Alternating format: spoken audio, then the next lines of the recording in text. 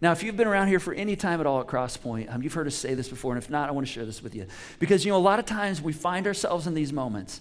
We tend to look around. We tend to look up. We can tend to say, okay, God, all this stuff going on, all this suffering, all these things that are happening. We begin to look at all these circumstances to try to understand if God is actually with me, if God sees me, even if God loves me. But we say this all the time. We don't look there. What do we look at? To understand if God loves us, we actually look at a single event that took place in the first century outside the walls of Jerusalem.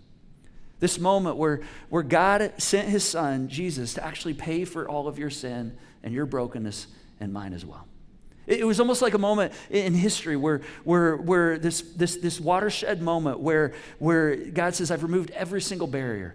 I want to do everything possible to make sure we had fellowship with one another and that you could experience the unconditional love of the Father.